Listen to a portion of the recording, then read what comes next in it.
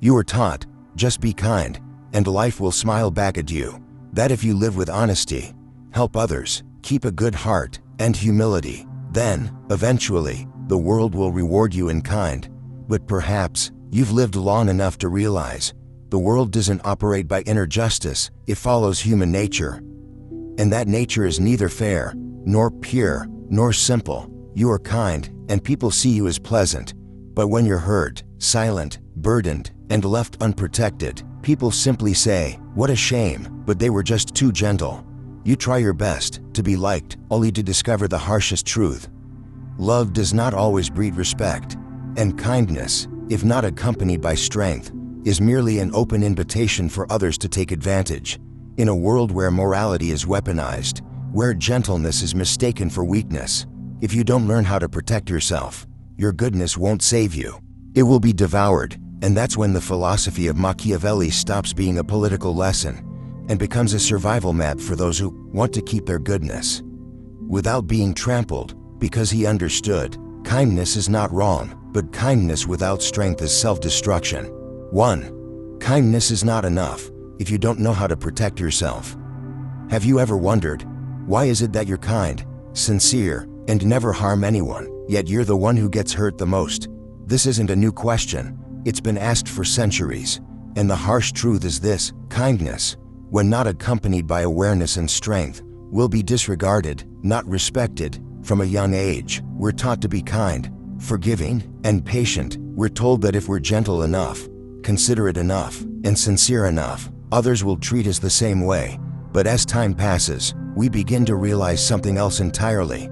The world doesn't operate by the logic of moral fairness. Not everyone appreciates your kindness. Not everyone will respect your patience.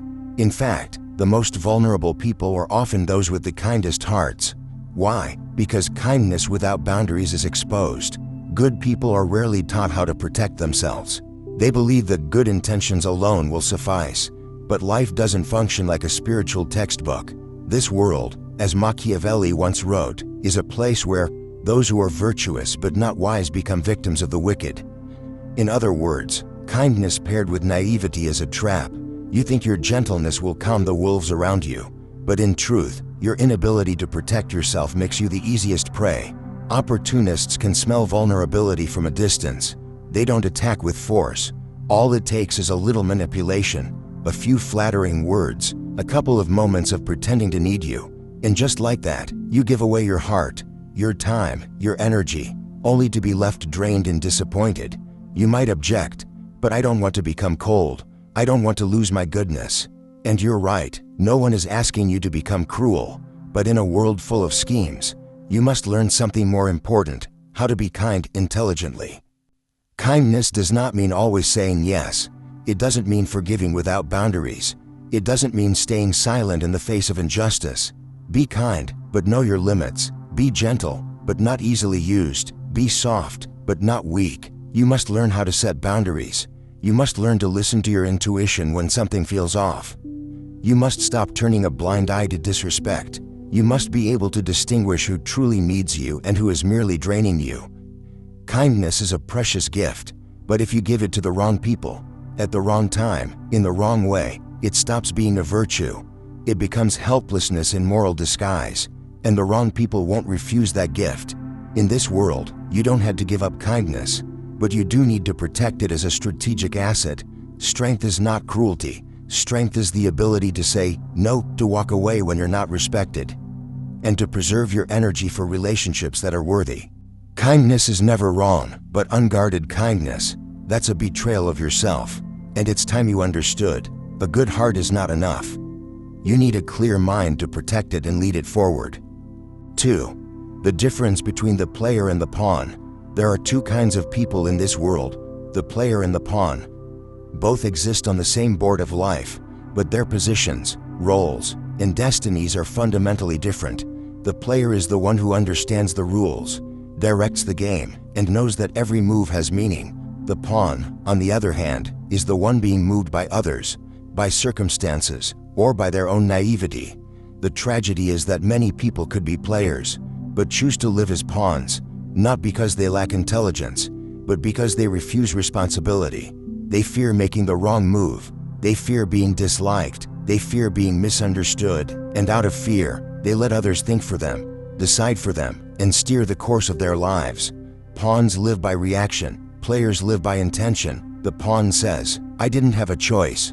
The player says, "Every choice is mine." The pawn waits. The player acts. The pawn worries what others will think. The player focuses on the outcome.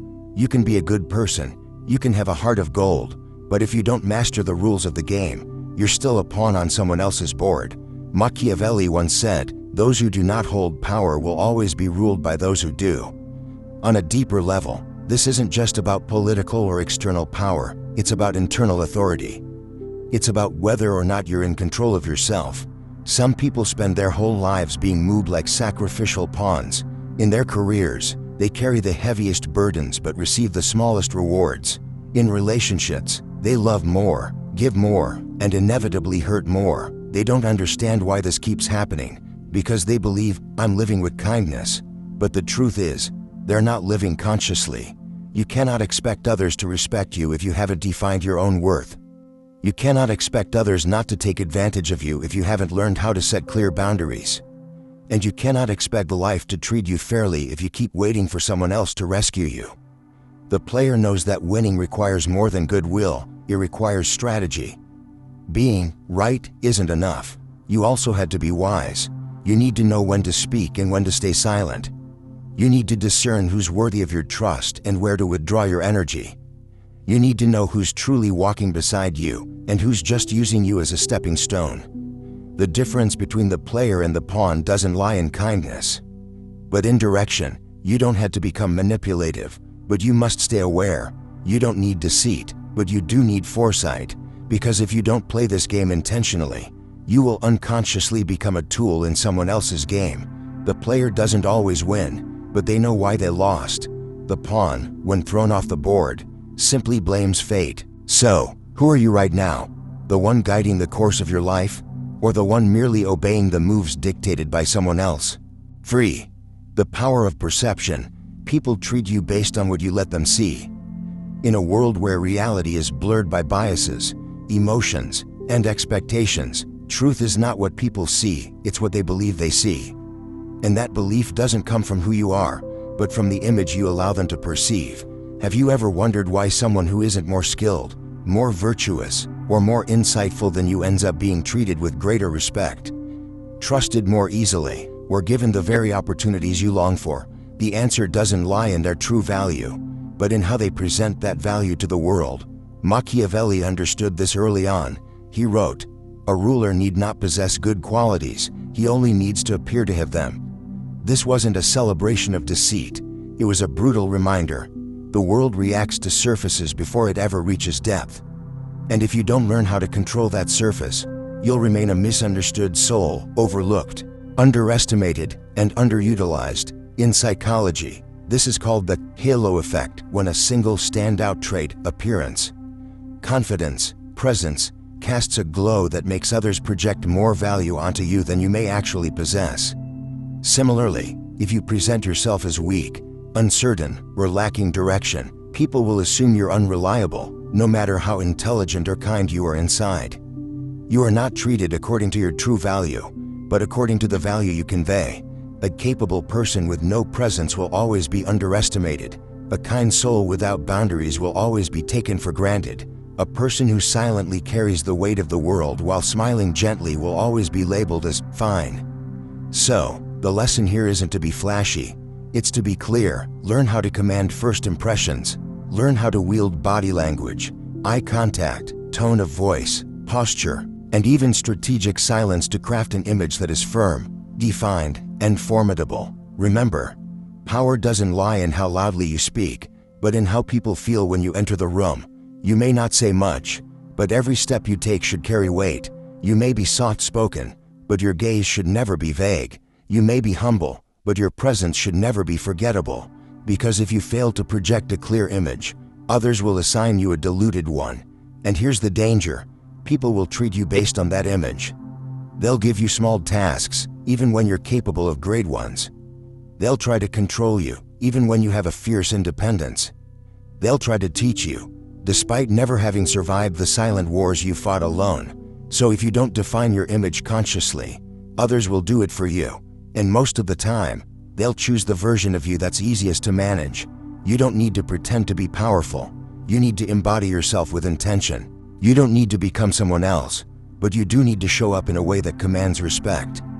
You are not just who you truly are, you are also how others experience who you are.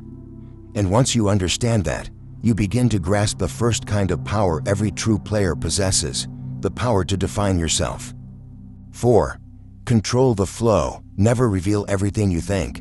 In a world where everyone is constantly talking, explaining, venting, confessing, and oversharing, the one who remains silent is often the most feared, not because they have something to hide, but because they know what should be kept. Information is power, and like all power, it should never be given away carelessly. The more people know what you think, the easier you are to predict, to manage, to manipulate. The more people understand your next move, the easier it is to block it. And here's the dangerous part, it's often you, through unconscious honesty, the need to be understood, or the desire to prove yourself, who hands over all your cards without being asked.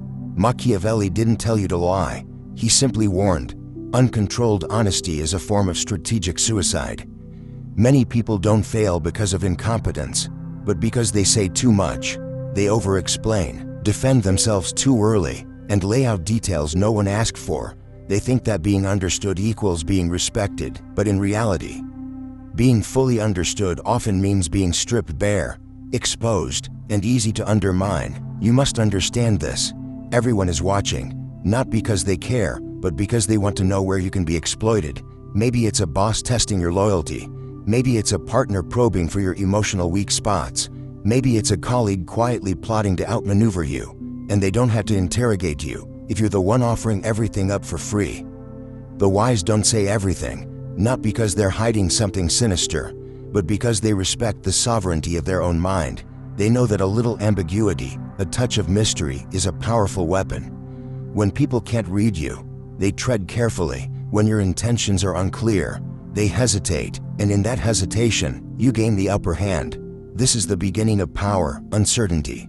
Let others wonder, let them guess, let them overanalyze a single sentence you only half finished.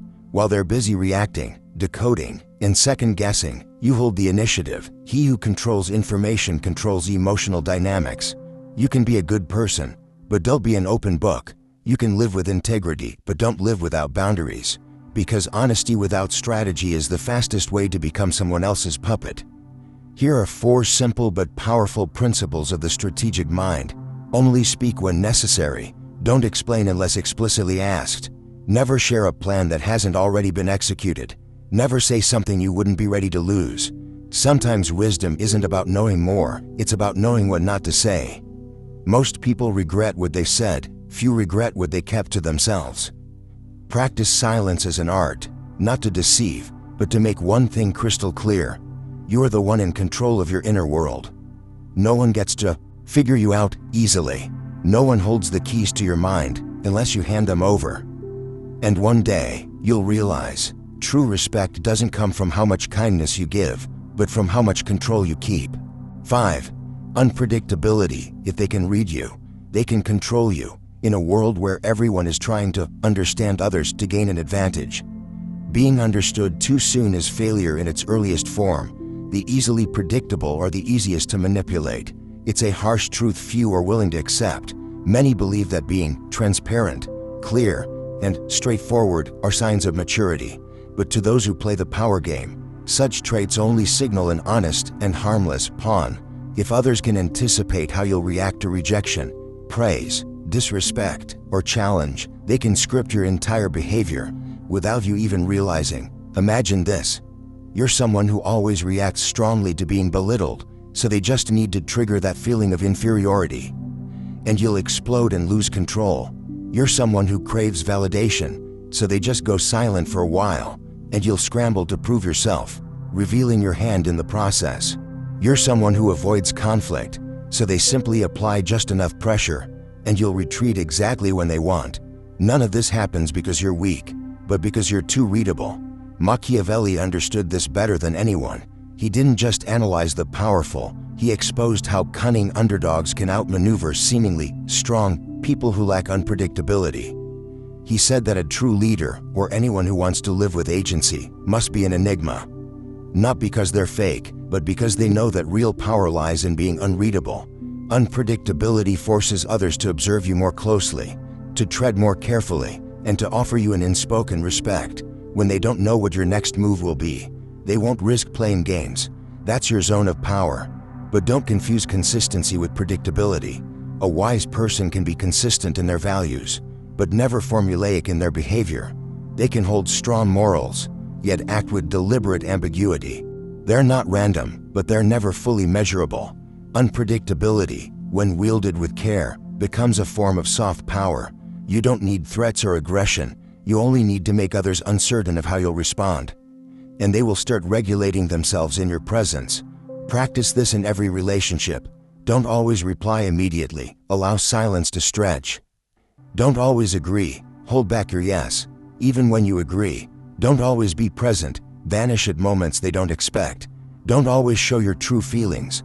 Let others wonder what you're thinking. The most dangerous person is not the loud one. It's the one you can never be sure about. And that creates a magnetic tension, a presence that cannot be easily mapped, a force people respect. Even if they don't know why, you don't need to be manipulative. But if you're not making others nervous about your next move, then someone else is already writing your script for you. And that's the moment you stop being free and start becoming a puppet to your own predictable reactions. 6. Strategic absence. The rarer you are, the more you're worth. In an age where everyone is constantly showing up, posting every hour, replying to messages instantly, trying to be present everywhere to prove their existence, strategic absence has become the highest form of power. There's a subtle paradox that few truly understand. The more often you appear, the more invisible you become. Not because people don't see you, but because they no longer see you as special. Constant presence dulls perceived value. It's like background noise in a cafe, no matter how loud. People eventually stop noticing. Machiavelli warned that a ruler should not be too accessible, not out of arrogance, but out of strategy. Deliberate distance forces others to exert effort to reach you, and effort breeds respect. The more available you are, the more you're taken for granted. The more frequently you appear, the faster you're forgotten. The more eager you are to help, the more people assume you have nothing better to do. But if you know how to retreat at the right moment, maintain silence when needed, and decline appearances that don't add value, you begin to reshape how others perceive your worth. Look at those who possess real presence. They don't show up at every gathering.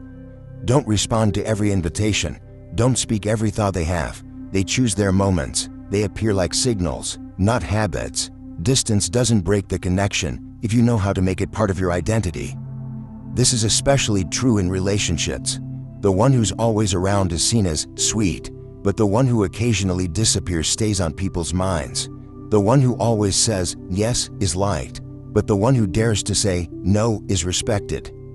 The one who's always available is overlooked, but the one who appears with intention leaves an impression. And here's a lesson you must never forget. People don't appreciate what they don't have to wait for. Think back to the last time someone responded to you after a pause. The feeling was different, wasn't it? Not because they were better than you, but because their absence forced you to assign them a special weight. Absence breeds imagination, scarcity breeds anticipation, and anticipation creates power. This is why you should never make yourself too predictable, nor too available. Be kind, but set boundaries. Share, but don't empty yourself. Show up, but only when it aligns with your intention, not others' expectations. Let your presence be a gift, not a routine. Let each appearance feel like an event, something others prepare for. Pay attention to, and remember, because sometimes, what gives you value isn't what you say, but what you choose not to say. Not that you showed up, but when you chose to be absent. The wise are not those who are always on time, but those who know when to disappear, so they can return unforgettable. 7. Emotional control. The first to lose temper is the first to lose power. In every game, whether it's politics, business, or personal relationships, the first person to lose emotional control is the first to lose strategic ground. This isn't just a psychological observation, it's a tactical vulnerability. Machiavelli had no qualms stating that a true leader must never act out of emotion. not because emotions are wrong, but because uncontrolled emotions turn you into a puppet, and the worst part is, you won't even realize it. Look back at yourself. How many times have you exploded in anger, only to regret it immediately after? How many times have you said something that ruined a connection, just because you were upset? How many times have you agreed to something in a moment of emotional overwhelm, only to resent it later?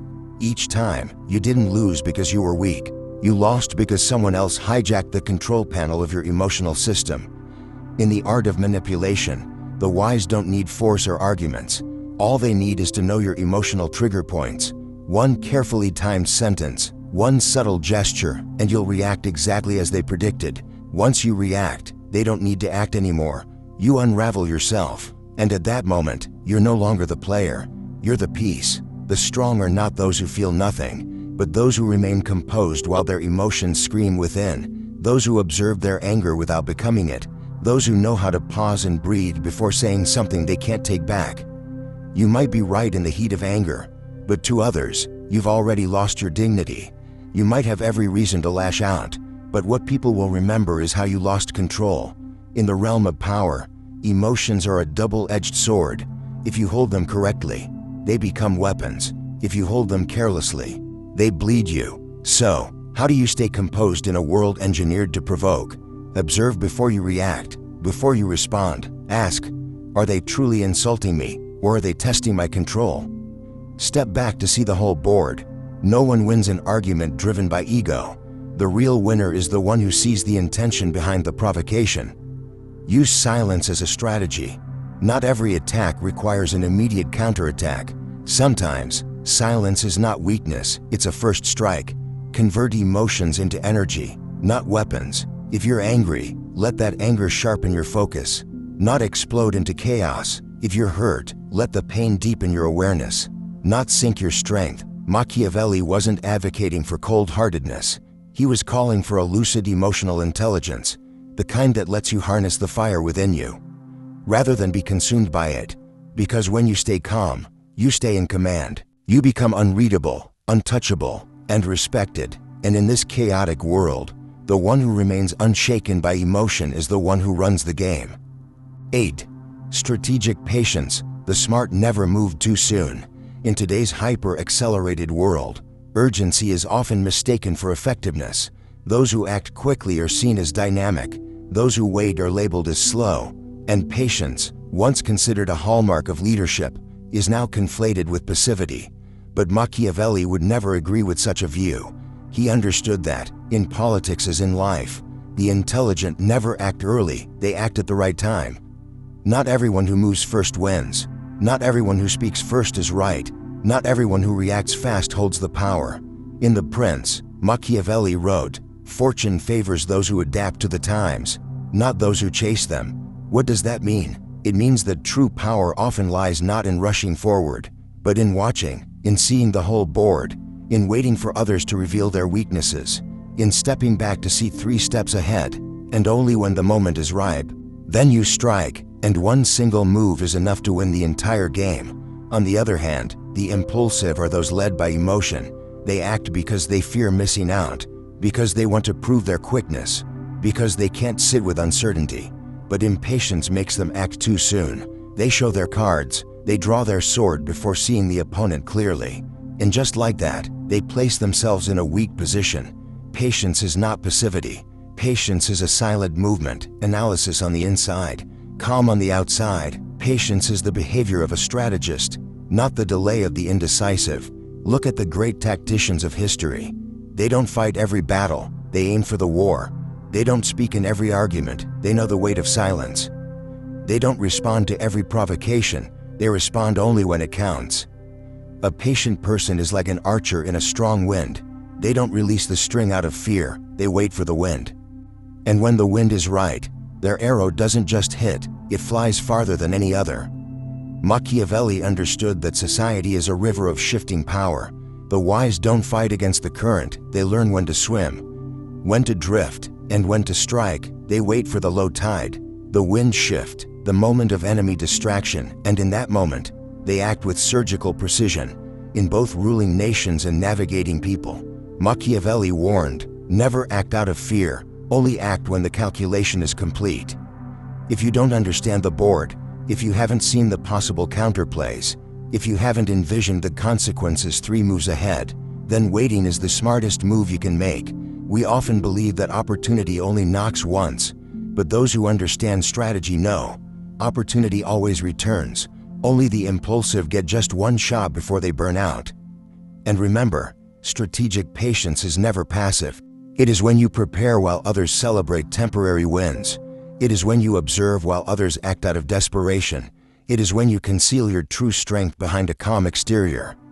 So don't let others dictate your tempo. Own your rhythm, because those who rush want to win today, but those who are patient, they're planning to own tomorrow. 9. Become the outlier, the one who rewrites the rules instead of playing by them. There are 2 types of people in life: those who play by the rules and those who write them. The former accept, adapt, and reshape themselves to fit a pre-approved mold. The latter, rarer, more dangerous, refuse to live inside systems they did not create. And no philosopher spoke more directly to these second kinds of people than Niccolò Machiavelli. We are taught from an early age that to be accepted, we must adapt. To succeed, we must walk the safe path, get good grades, work hard, and live ethically. But Machiavelli, with a mind as paradoxical as it was sharp, asks the most unsettling question: who created those standards, and who actually benefits when you follow them? The answer, often, is not you. In a world where the majority are trained to be similar, the one who dares to be different, with strategy, doesn't just stand out, they rise, they lead. But to reach that point, you must do the hardest thing: let go of your identity as the compliant, the follower, the good player, and step into the role of the architect, the one who rewrites the script. This does not mean reckless rebellion. Being an outlier, in the Machiavellian sense, is not about chaos, it's about intelligent, intentional disruption. It's about seeing the flaws in the current rules and bending them toward your own advantage with precision and purpose. Look closely at the people who change the world: kings, entrepreneurs, artists. They don't replicate the formulas of their predecessors. They don't aim to do what's been done better. They set new terms. They redefine how value, power, and success are perceived. And because they wrote the rules, they always win. To become the outlier, you must make peace with being misunderstood. You must endure being called strange, arrogant, or dangerous. Why? Because you no longer speak the language of compliance. You speak the language of design. Rule makers do not wait to be accepted. They command presence by showing that the old ways no longer apply. They do what others deem irrational, until the world follows and calls it innovation. This path is not for the faint of heart. It demands black small square of vision beyond the crowd. Black small square the resilience to walk alone at first. Black small square unwavering commitment to your own strategy, even when no one else sees it yet. And what is the reward? Black small squared true freedom. Black small square the ability to shape the game, rather than be shaped by it. Black small square the transformation of yourself into the very standard others must compare to. So Machiavelli would not ask, "Do you want to be successful?" He would ask, "Do you dare to break the mold? Do you dare to have your name associated with a new order, rather than being remembered as the best follower of an old one?" Because at the end of the game, even the best player is still being played, but the one who breaks the rules, they make the game exist for them. Machiavelli never taught you to be ruthless. He simply revealed a bitter truth: if you don't control your image, your emotions, your information, and your presence, someone else will. In a world where morality can be manipulated, where emotions are exploited, and where silence is interpreted as weakness, those without strategy will forever remain pawns in the hands of others. You don't have to become cruel. You just need to learn how to blend strength with kindness, intelligence with compassion, sharpness with composure. You must know when to retreat, when to speak, and when silence itself is the loudest voice. Because in the end, being kind doesn't guarantee love, but being kind with wisdom that earns respect. If something in this journey stirred a quiet strength inside you, if you're starting to feel that you no longer want to be the nice one who gets used, then begin again with a question Machiavelli never asked, but you must. Does my kindness walk hand in hand with my strength? And if you're ready to find the answer, then continue the journey. where kindness is no longer a chain, but a weapon.